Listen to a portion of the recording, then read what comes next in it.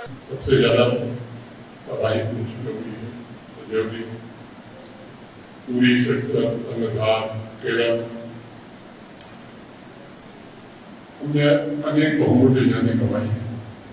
ये कोई राजनीति का समय नहीं है। जो आर्थिक सहायता की मोटे तौर पर गृह मंत्रालय भारत सरकार की ओर से और जम्मू कश्मीर शासन की ओर से मिला करके हर परिवार को 16 लाख रुपए दे दिए गए हैं। जो घायल थे उनका मुफ्त में इलाज, उनकी दवा दारू का इंतजाम भी प्रशासन ने किया और जो अनुमति सहायता राशि है तो अभी मोटे तौर पर ये सच है कि मौत का कोई मुआवजा नहीं होता है।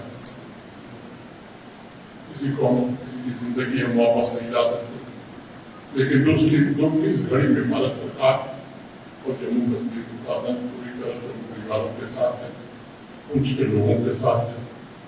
जिन घरों की बर्बादी हुई है, जिनके घर जुड़े हैं, अधिकांश घरों को जो तात्कालिक सहायता डिजास्टर मैनेजमेंट में होता है वो दे दी गई है।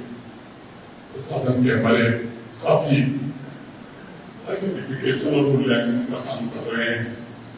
भारत सरकार से बात हुई, उनके पुनर्वास रिहेबिलिटेशन का भी निश्चित रूप से इंतजाम किया है।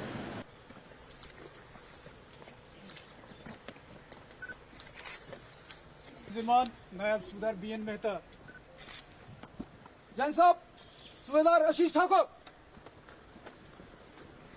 नौरा साहब, सूबेदार विजय सिंह, जैन साहब, नायब सूबेदार जयपाल सिंह,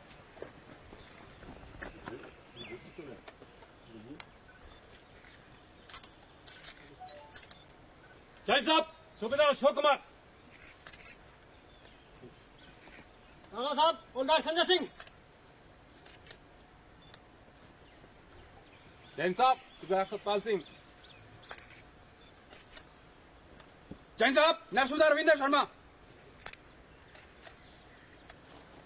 जैन साहब, सूबेदार बसप्पा कहेंगे, जैन साहब, जैन साहब, कर्नल समीर,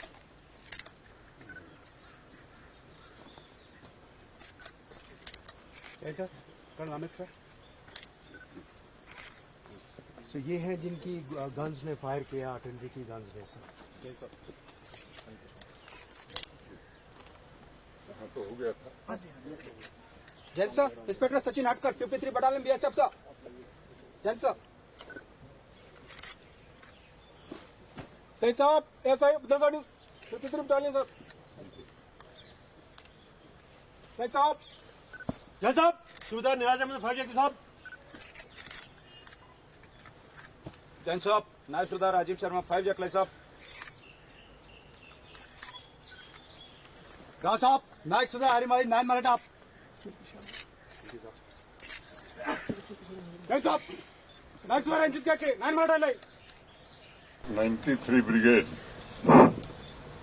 हेडक्वार्टर्स पुंछ में उपस्थित सभी सेना के हमारे अधिकारी, बहादुर जवानों तथा BSF के भी हमारे साथी, जम्मू कश्मीर के मुख्य सचिव श्री अटल डुल्लू जी, यहाँ के divisional commissioner Shri Ramesh Kumar ji, IG Bhimsen Suti ji, Poonch जिले के हमारे DC, SSP, DIG, civil administration के और हमारे सभी सहयोगी। सबसे पहले मैं आपको ऑपरेशन सिंधु के विजय अभियान की अनंत शुभकामनाएं देता हूं। आज केवल भारत में नहीं, मुझे लगता है कि पूरी दुनिया में भारतीय सेना के शौर्य की चर्चा हो रही है, उसकी गौरव गाथा गाई जा रही है। आपने 6-7 की रात से जो काम शुरू किया, जहां तक भारत का सवाल है, भारत ने पहले ही स्पष्ट कर दिया था जो बर्बर आतंकी हमला निर्दोष नागरिकों पर 22 अप्रैल को हुआ बैसरन घाटी पहलगाम में, उसके बाद ही भारत के माननीय प्रधानमंत्री जी ने कहा था कि आतंकवाद और उसको प्रश्रय देने वाले उनके आकाओं को सबक सिखाई जाए। हम सब जानते हैं कि कभी भारत युद्ध का पक्षधर नहीं है, लेकिन 22 अप्रैल के बाद मैं समझता हूं कि पूरे देश में, जम्मू कश्मीर में भी एक बड़ा जबरदस्त आक्रोश था और इसलिए सरकार ने फैसला किया कि आतंकवादी कैंपों को, आतंकवादियों को और उनके आकाओं को सबक सिखाई जाएगी।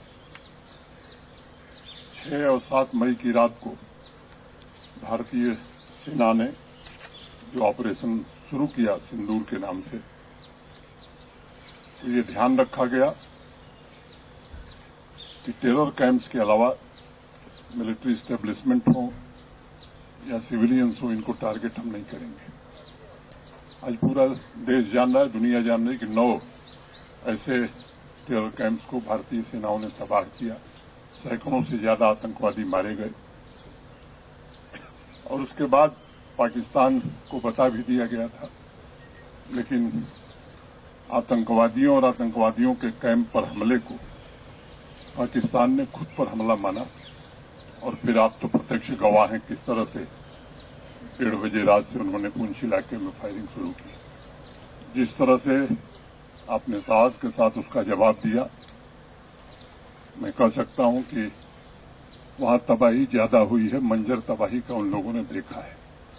हमारे यहां भी सिविलियन, कई हमारे निर्दोष नागरिक शहीद हुए हैं, हमारे कुछ सेना के, बीएसएफ के जवान शहीद हुए हैं। मैं उन सबको श्रद्धांजलि देता हूं और मुझे लगता है कि महज 3 दिनों में ही दुश्मन घुटने पर पूरी तरह से आ गया था, पूरी दुनिया में गुहार लगाने लगा कि अब मुझे बचाओ।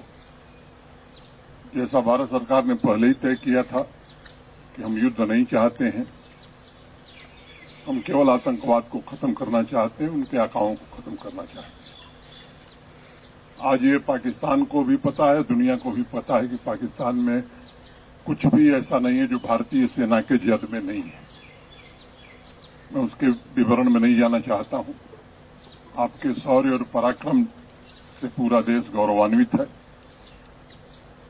और भारत के 140 करोड़ लोग पहले से भी सेना पर गर्व करते रहे हैं और मुझे लगता है कि इस ऑपरेशन सिंदूर के बाद आपके पराक्रम को, आपके शौर्य को देखते हुए वो प्रतिबद्धता और प्रगाढ़ हुई है, बढ़ी है। दुनिया में भी ये बात समझ में आ गई है कि अब भारत वो भारत नहीं है जिसके बारे में कुछ लोगों को गलत धारणा थी। ये सच है कि आज हम दुनिया की 5वीं बड़ी अर्थव्यवस्था बन गए हैं। जल्द ही दुनिया की 4थी बड़ी अर्थव्यवस्था हम बनने वाले हैं। भारतीयों का सपना है एक विकसित भारत का। हम चाहते हैं कि हमारा हर नागरिक सम्मान से, सुविधाओं के साथ रह सके, लेकिन जो हमारा दुश्मन है वो कर्ज से इस तरह डूबा हुआ है कि लोगों को सामान्य नागरिक सुविधाएं और भोजन भी उपलब्ध नहीं करा रहा है। कर्ज लेकर के भी आतंकवाद को प्रश्रय देने की कोशिश करता है। इस बार जो सबक मिली है, मुझे लगता है कि निश्चित रूप से दर्द इतना है कि उसे याद रहेगा। लेकिन फिर ये बात कही जा सकती है कि जो आज भारत का संकल्प है, भारत की सरकार का, भारतीय सेनाओं का जो निश्चय है, अब की बार गलती करेगा तो मुझे लगता है कि ऐसा सबक मिलेगा कि उसकी 7 पीढ़ियां याद करेंगी। मैं फिर से आप सबके शौर्य को, आपके बहादुरी को, आपके पराक्रम को और जिस तरह से सामान्य समय में आप यहाँ के नागरिकों की जान माल की रक्षा में लंबे समय से लगे हुए, मैं उसको नमन करता हूं और आगे भी मुझे जाना है। आप सबसे मिलने का सौभाग्य मिला, ये मेरे लिए बड़ी खुशी की बात है। यही बात कर करके मैं अपनी बात को विराम दूंगा। भारत माता की